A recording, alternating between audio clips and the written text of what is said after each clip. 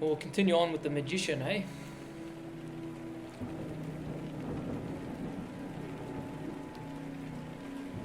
Yeah, like I was saying in the previous vlog, I think this is going to be the biggest segment, or just the biggest topic on my whole channel.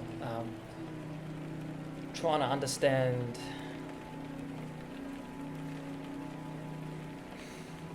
what this knowledge really did for me, you know, for my masculine therapy, for my psychology. Got helmet here. Looked better, but I took the helmet off, I got the balaclava on. Anyway,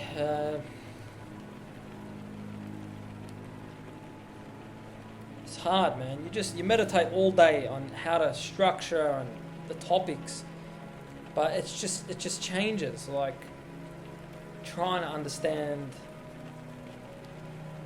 what's important. That's why I love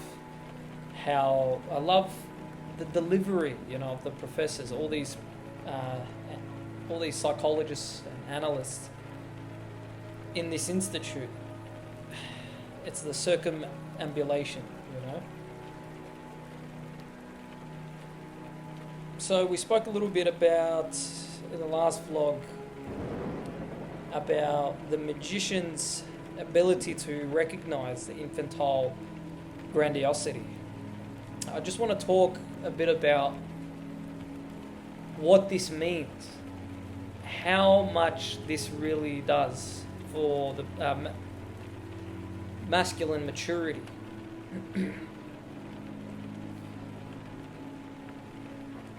It's this process, you know, this ability to see through infantile grandiosity, a false archetype. It's to see through bogus authority. This ability,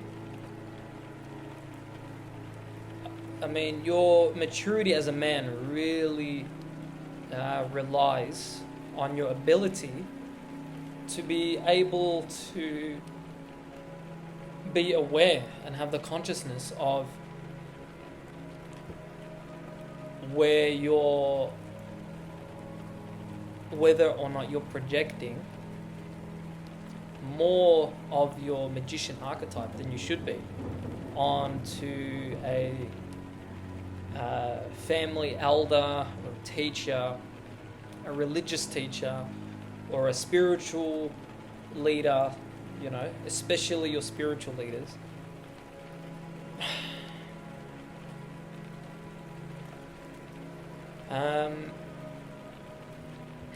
See, I don't know, I can't remember if we spoke about it in the last vlog, but this process of projection, it's called, they call it in analysis, it's called an idealizing transference, right? It's an actual process of you subconsciously transferring your archetypal initiation onto another person, because the way that you first encounter any of these energies, right, that make up the masculine psyche or the human psyche, is by first encountering them in other people. So you first ever encounter your uninitiated archetype in another person, you know, whether it's a friend who's in his warrior or lover, or it could be, you know, anyone, you're a boss, you know, a colleague, a partner.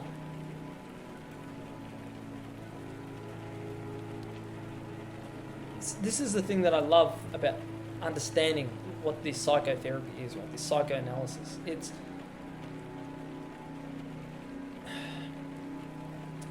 It's not about labels and diagnoses, right? It's not about. It doesn't excuse your behavior through a symptom. right? The point of the psychoanalysis is to point out the cause of the symptom and point out that the cause is something that you're doing or not doing. It's something that's gone wrong, either in your life, usually as a child, usually it's due to, bad parenting, usually, right? But that's the thing, like, when it comes to the masculine, his life really, he either goes through ritual process of maturity through his tribe or his family, or some other process, some other traumatic experience that can initiate the archetypal energy within him, right? So pretty much, if his parents don't do it, life and the universe will do it for him, right?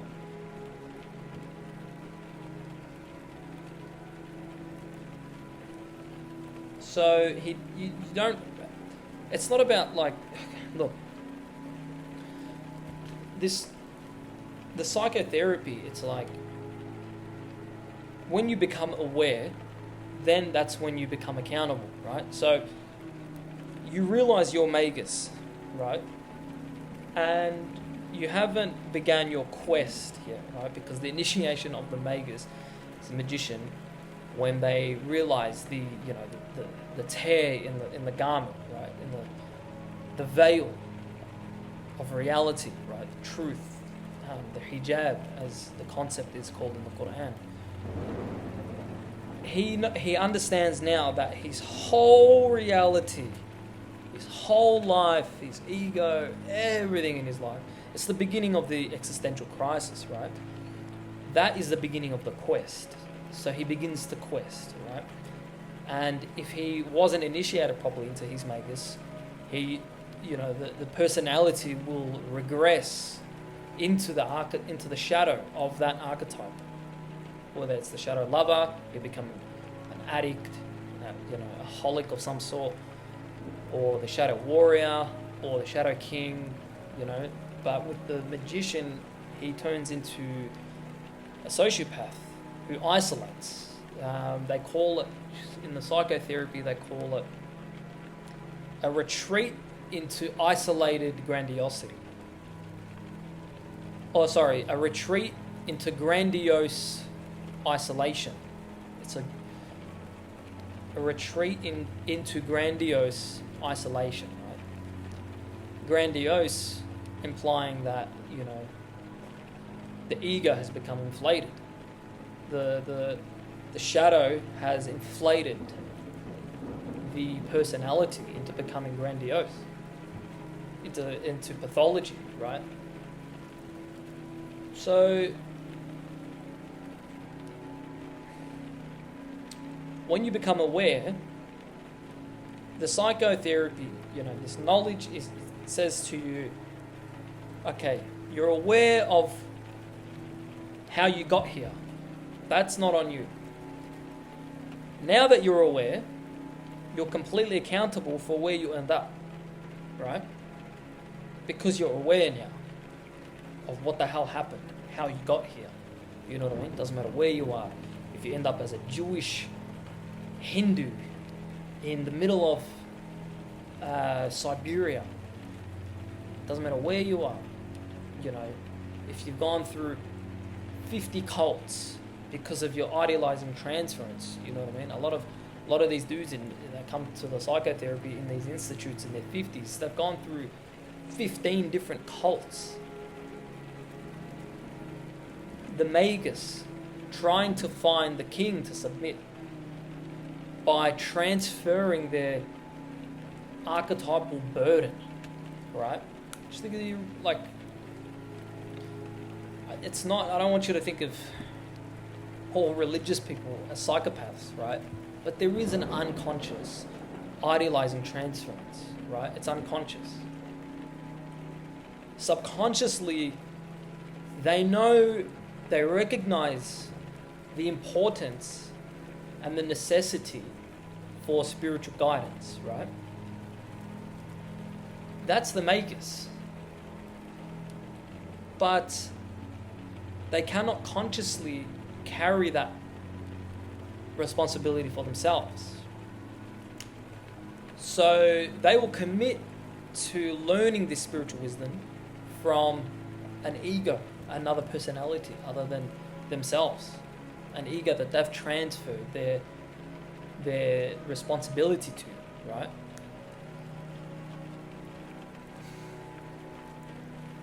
It's the same with all the other archetypes, but the real existential crisis happens due to the magician being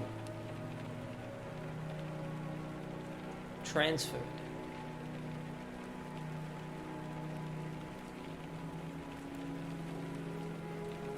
So, I guess if you can try and understand where I'm going with this psychotherapy, this psychoanalysis, right? Because I started off the channel talking about my existential crisis through the religion, right? But it wasn't just, the religion gave us everything, our past, our future, our identity, our meaning, our purpose, everything. We did not know at all what we didn't even know. We weren't aware of what we,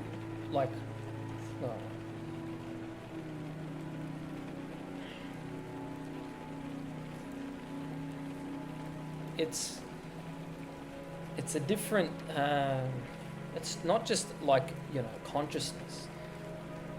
As the consciousness grew and increased, the reality, the rational faculty of what we believe to be possible changed.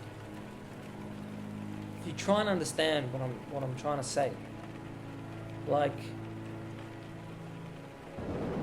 it's not a different planet, you didn't wake up on a different planet, and you're like, oh, okay, I know where I was on Earth and the laws, and I still have 10 fingers and gravity. You wake up in a different realm, a different universe. Nothing means anything. Nothing means nothing of what you knew means anything. Nothing. When it comes to God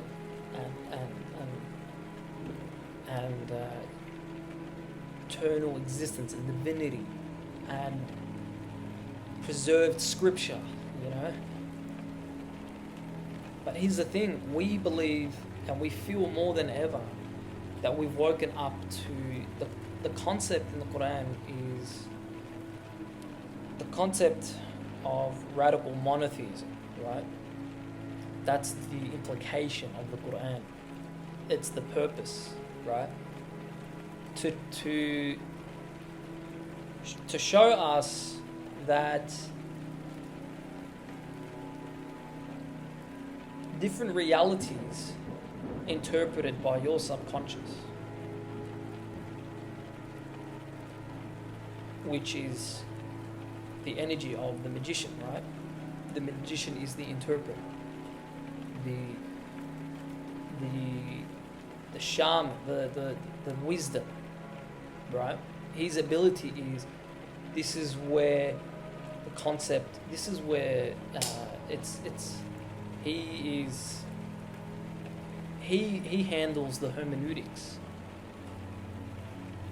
trying to understand, interpret multi-dimensional logic, if that makes sense.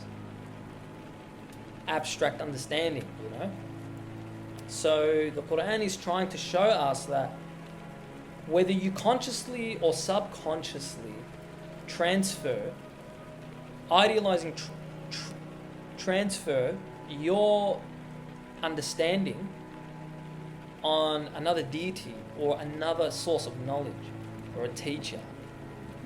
That is the definition of shirk, which is polytheism. It's not idol worship. You're not worshipping the idol. You're subconsciously allowing truth from a source other than the source. Truth and knowledge is only from the source. There's only one objective source, right? It's like when we broke the spell, this energy that we were channeling, right? The religious scholars, have their wands, right? The tool for the magician is the wand, right? I think the king has the septum, the warrior is the sword, the lover, something mythological. I think it's the phallus, which is like it's like in mythology, it just represents love, desire, passion, and pleasure, and all that. The magician has the wand. So when you wake up, so everyone's asleep. So imagine like everybody in, like a temple, whatever religious geography, right? That's another thing we've got to get into, the sacred geography in the psyche. So when you're in the church, or imagine you're in like the mass temples with thousands of people meditating, mosques, everybody, there's like an energy connected, right? And they're just channeling and transferring. When you wake up, imagine you're in like those dreams. I don't know if it's a lucid dream or what's the one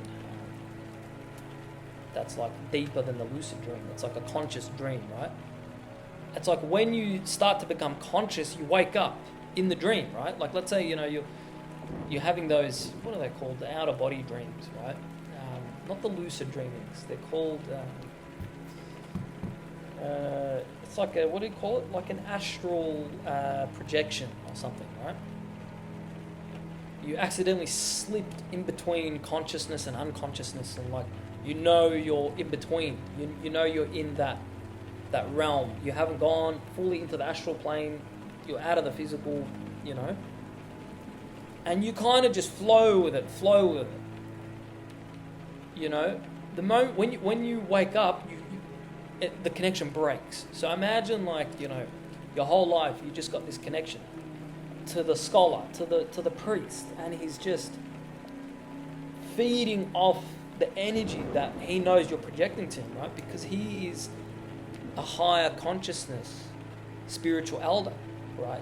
He's a magician. He could be a shadow magician, but he's still a magician. He's still aware of the projections that are being placed on his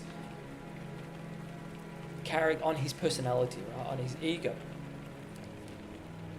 When you wake up, as soon as your eyes open, the connection breaks, right? The magician recognizes the idealizing transference, breaks it, so he can take it back for your own individuated psyche that he's been assigned to, right? Which is like your own consciousness.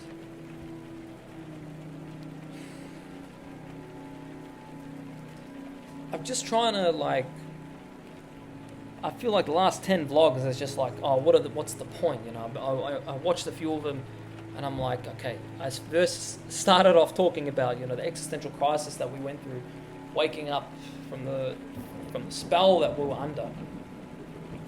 And I'm just like, why am I getting into the archetypes? Why am I getting into the subconscious so deeply, right?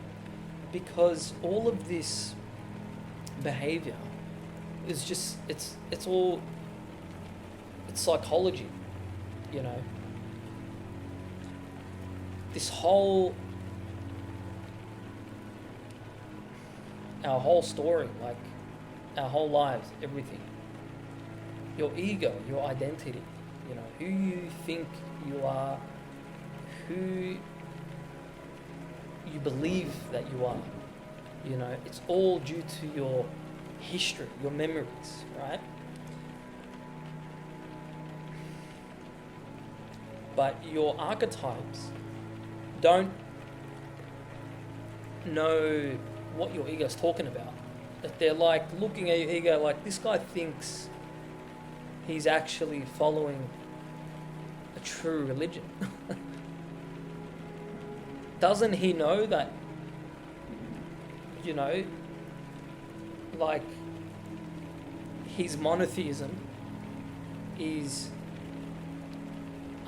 truly, you know, understanding that he possesses the power to know the truth on his own through objective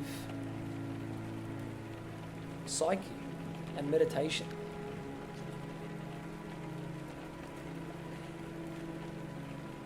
It's the objective unconscious. It's all the magician. It's all the magician, you know. The magician is the one that's conscious in your subconscious.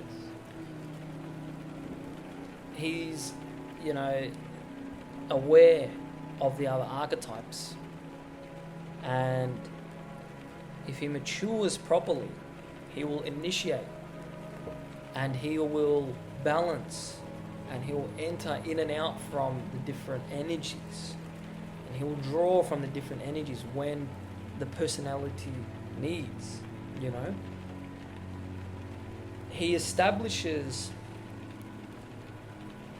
or he doesn't establish, he points out and he maps out the sacred space in the psyche, the sacred geography, so that the king can know where to establish cosmos, right?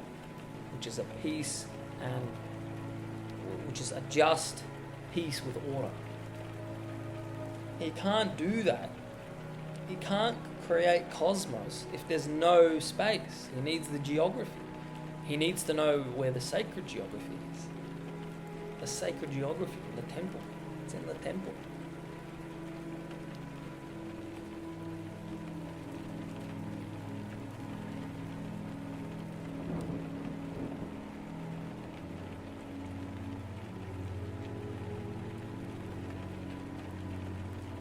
This is why I spoke about, you know, in the last vlog about the trickster and Shiva, you know, being the destroyer of worlds, and he's the destroyer of realities.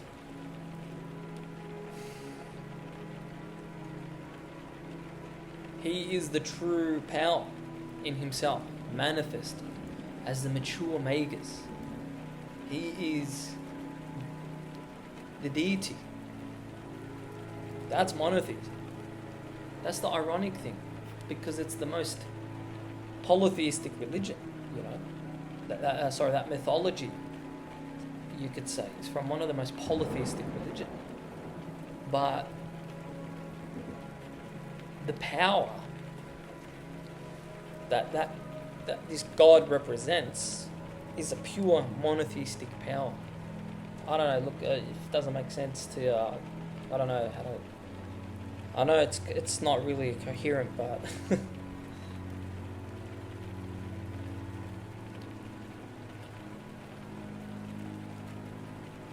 that's why he is the trickster, because he knows how to. He's got the firepower to call out your ego, and he's in your subconscious. So his aim is perfect. Remember the Joker, right? One shot. Sees Batman down, trying to hit him. And the bullets are just... And the Joker just goes... "Ah." One shot, but his aim is just dead accurate. You can't fuck around the trickster. You have to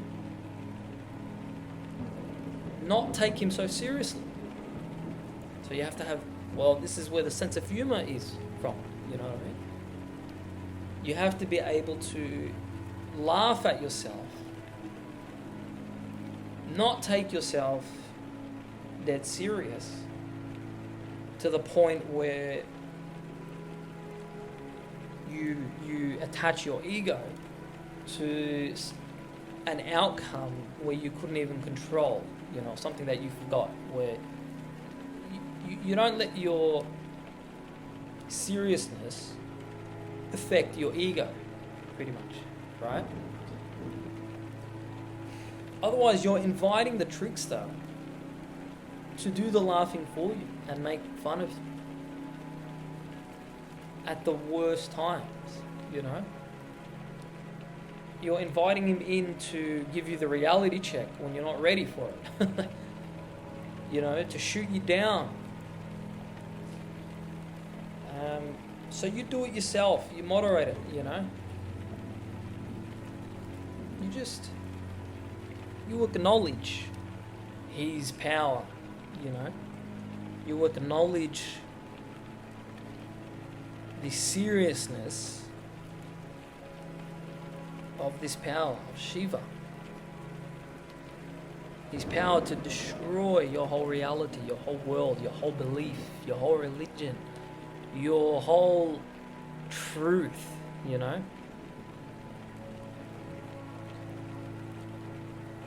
He will laugh at you, even in your prayers. You could be praying, you know?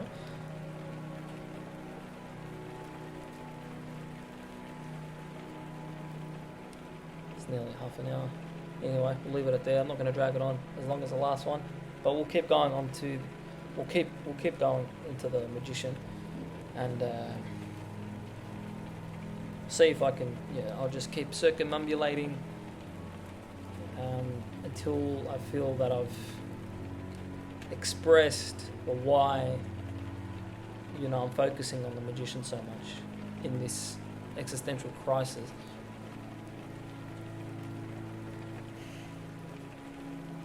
It's a spiritual awakening. That's all it is. Anyway, good luck to you.